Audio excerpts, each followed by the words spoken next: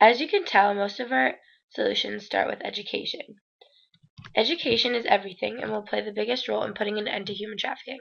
My portion of this presentation focuses on educating the victims themselves as well as their families. Even beyond that, though, many people do not know that they are contributing to human trafficking without trying. We need to be mindful of who is behind the products we purchase and use.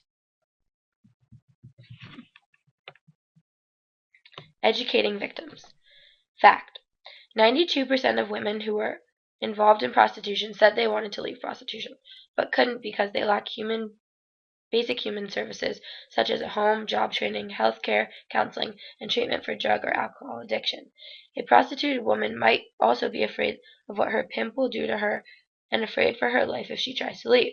For many women, prostitution and sexual exploitation might be the only life they know. The average age for girls entering prostitution is between 12 and 13. And studies show that 75 to 95 of all prostitutes were sexually abused as children. My solution to this is that women need to be trained to work, and they need to know that the dangers of employers, quote unquote, providing better opportunities, when they will really just traffic them. If women are educated in a skill or craft in which they would be able to support themselves sufficiently, they wouldn't have a need for an employer. They could start their own small business. Educating families. Fact: in paying for a person, the buyer is acting to keep a market system going. Paying slaveholders increases the slaveholder. A child's parents should not be blamed for paying money. They need understanding. When officials accept slavery and fail to act against it, the tragic need for families to buy back their own children is a result. Action is necessary to change the system that traps people into slavery.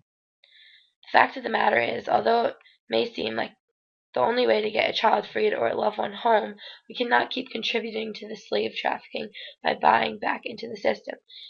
If you buy a slave out, that only continues to contribute to the market and economy by putting more money into the system. We have to use other, more effective ways to get slaves free. The hardest but best way is when slaves escape to freedom themselves. Let's talk about the general public, though.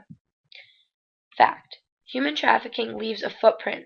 The shoes you buy, the chocolate you eat, or even the parts that make up your smartphone might very well have been made by a modern-day slave. But if we don't buy the products, there will be no demand. We need to make sure we are purchasing our goods and products from the right places. Even if it is unintentional, it is not making any progress to keep funding money back into their system. We need to educate people about where to buy and boycott companies that use slaves. Support companies that are fair trade and support good morals. We don't want people working in sweatshops. We don't want people working in harsh conditions or incredible hours. This is a picture from the End It movement, where 60,000 students participated in a nationwide demonstration for human trafficking. It's part of the End It movement, which is this picture, just kind of their logo with their motto, "Shine a light on slavery." And the last thing I want to share is that there's this link right here, and it says slaveryfootprint.com, so we'll go there. And what this is it's a little quiz. I won't go through the whole thing, but what it does is it shows you how many slaves work for you. So it asks where you live.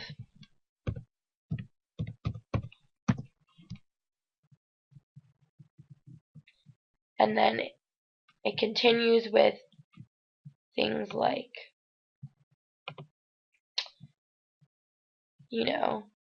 the basic things like your gender and your age.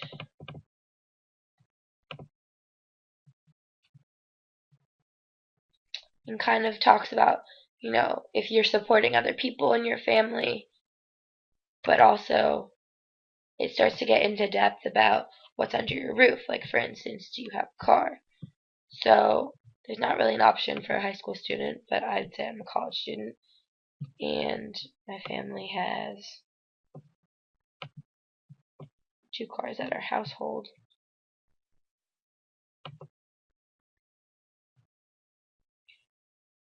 And then you talk about, what kind of foods you eat. So you don't think about this all the time, but if your fish is from Asia, who caught that fish? Who packaged it for the import to America? And the list goes on. It starts to talk about your clothing and the kinds of fabrics that are in them. And at the end, it comes up with how many slaves work for you. I really recommend taking this quiz, as it's really interesting and you'd be shocked how many slaves work for you. Thanks so much for enjoying my presentation.